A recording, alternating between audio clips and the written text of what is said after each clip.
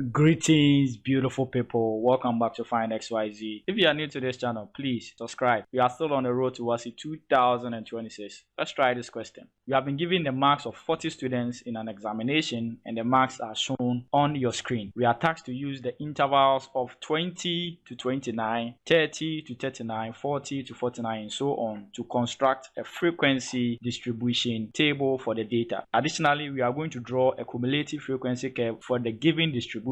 And then we are going to use our curve to estimate two things. The first one is the upper quartile, and then the pass mark if 31 students passed this examination. Let's dive in. Now, because we have raw data listed, we need to arrange this data into the given interval. And what is the interval? We have 20 to 29, 30 to 39, 40 to 49. I will encourage students to arrange these marks systematically into the intervals. So I have my class interval, then I will need my tally, then my frequency. So what is the first interval? We have 20 to 29, then 30 to 39, then 40 to 49. Where are we going to end our intervals? Now let's look through the marks. What is the highest score? The highest score is 93, so it means that the score probably was out of 100. So I'll continue with 50 to 59, 60 to 69, 70 to 79, 80 to 89, and then 90 to 99. Now, we have 40 students, so it means that whenever you are done arranging these values, you are supposed to get a frequency of 40. Take note, immediately whatever we are doing doesn't match up with the total number of students. It means that we have to go over again. In order to avoid errors or to minimize errors, we have to move systematically. So watch how I am going to arrange these values. So the first number is 51. I'll cross it out. And where does it lie? It lies within the interval of 50 to 59. Then I'll make a mark. Then the next number is 86. 86 is between 80 and 89. Then I will draw a mark. So 78 falls within the interval of 70 to 79. 57 falls within the interval of 50 to 59. 46 falls within this interval. 48 also falls within this interval. 66 falls within this interval. 72 falls within this interval. 38 falls within this interval. 93 falls within this interval. 81 falls within this interval. 77 falls within this interval. 68 falls within this interval. 93 falls within this interval. 81 falls within this interval. 77 falls within this interval. 21 falls within this interval. 71. Then when you get 5, you cross it out. Then 43 within this interval. 61 within this interval. 51 within this interval. 63 within this interval. 64. Then I'll cross it out. 74 within this interval. 58 within this interval. 44 within this interval. 53, then I'll cross it out. Then 88 falls within this interval. 64 falls within this interval. 50 falls within this interval. 82, then I'll cross it out. 35 falls within this interval. 72 falls within this interval. 22 falls within this interval. 45, then I'll cross it out. 43 falls within this interval. 33 falls within this interval. 91 falls within this interval. 58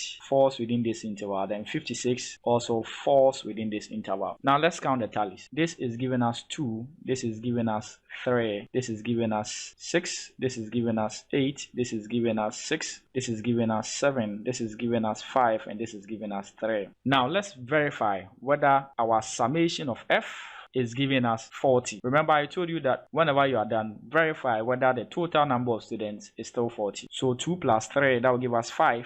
5 plus 6, that will give us 11. 11 plus 8, that will give us 19. 19 plus 6, that will give us 25. 25 plus 7, that will give us 32. 32 plus 5, that will give us 37. 37 plus 3, that will give us 40. So it means that everything is on point. Then because we are going to construct a cumulative frequency curve, we need two things. We need class boundaries and we need cumulative frequency. Now with class boundaries, what we are doing is that you realize that from 20 to 29, whenever a student score, let's assume the student score 29.5, where are we going to assign such a student? You realize that there's a gap, so we need to close that gap. What we do is that because 29 to 30, the gap is 1 and we are comparing two numbers, so we divide it by 2. That will leave us with 0.5.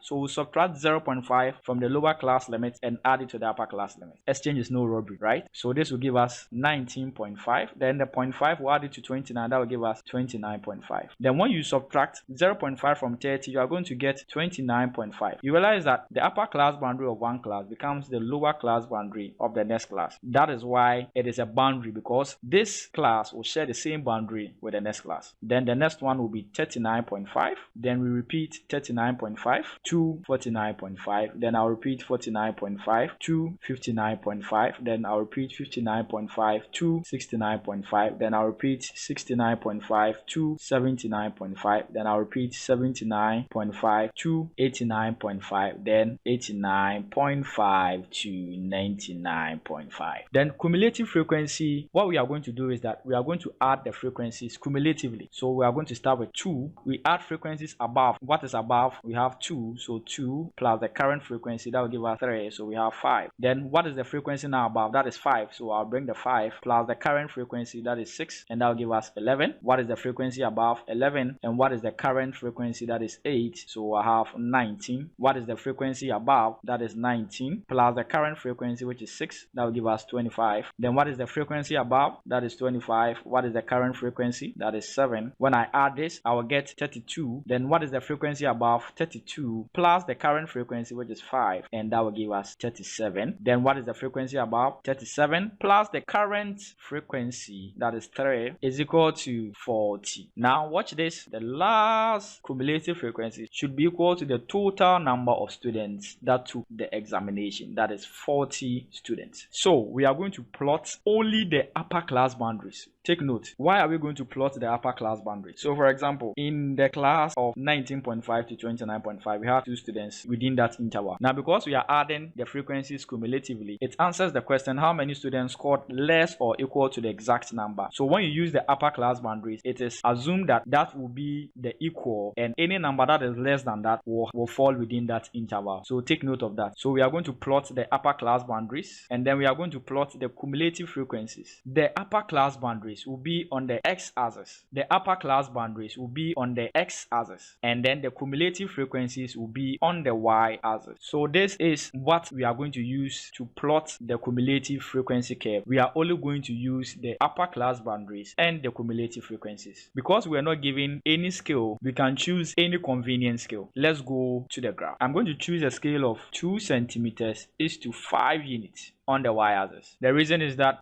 will help me plot all the points on this graph. So I'm going to start from 0, 5, 10, 15, 20, 25, 30, 35, and then 40. This is for cumulative frequency. Then on my x-axis, I have my upper class boundaries. In other books, you might see mark less than. Don't write 2, write any of these. So let me draw my horizontal line, then let me draw my vertical line. Now I want to break this line because I'm not starting at 0, so this is not a true 0. Then I'm going to plot my upper class boundaries on the x-axis. So I'm going to start with 29.5 on this line. So 29.5, then 39.5, then 49.5. Please make sure that it is exactly on the line. Then 59.5, 69.5, 79.5, 89.5, and then 99.5. Then we are going to plot these values. We are going to plot the upper class boundaries against their corresponding cumulative frequencies. So 29.5 corresponds to 2. However, because we use 2 centimeters to 5 units, it means that we are going to divide 5 into 10 equal parts. And when you do that, each step will be 0.5. 2 lines will give us 1, 1.5, and then 2. So 2 will be here. So that is for 29.5 and 2. Then 39.5 and 5. So on this line, make sure it is on the line. It matches with what? 5.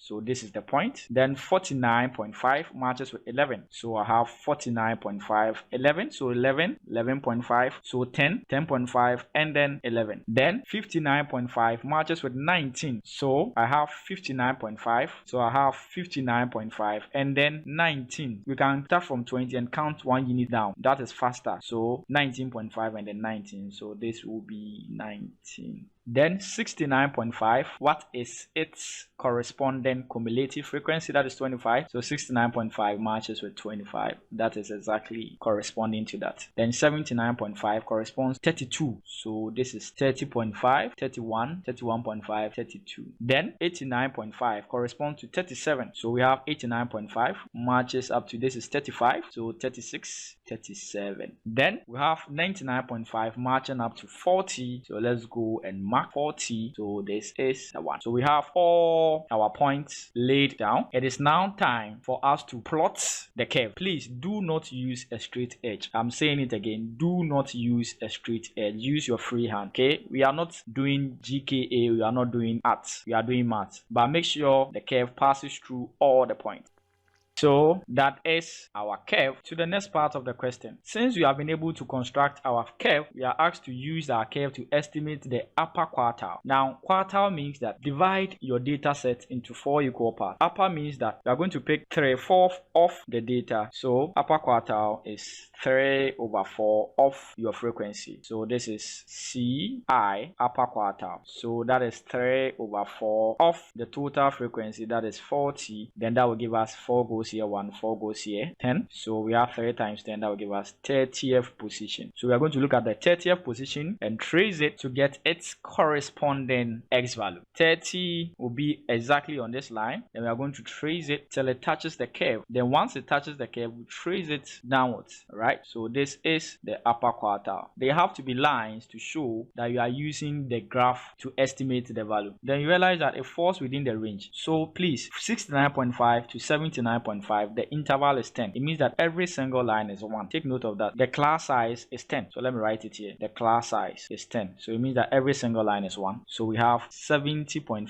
71.5, 72, 73, 74, 75, 76.5. So we can say it is 77. So the upper quartile for this exams is equal to 77. The mark. So if somebody gets 77, the person is within the upper quartile. That is for the upper quartile. Then the second part of this problem, we are supposed to estimate the pass mark if 31 of the students passed. Now listen closely. If 31 of the students passed, it means that how many students fail? Now the total number of students in a class is 40. And if 31 are passing, it means that how many will fail? So we take away 31 from 40 and that will give us 9. So it means that 9 will fail. Then we are going to use 9 to estimate the pass mark. Is that okay? Good. So let's go on the graph. So 9 will be here. Then we'll draw till it touches curve. Then we'll trace it down. This is the pass mark. So what will be the pass mark? This will be 39.5. So 40, 41, 42, 43, 44, 45. Then let's say 46. This is an estimate. Okay. So it means that the pass mark for this test is 46. So the pass mark is 46. That is the pass mark. All the arrows must be on the curve because we are using our curve to estimate. So the pass mark for this test was 46. That is all I have for you. If you found this helpful, kindly leave a comment, share this video to all your friends, and I'll be back with another video. Until then, I'm out.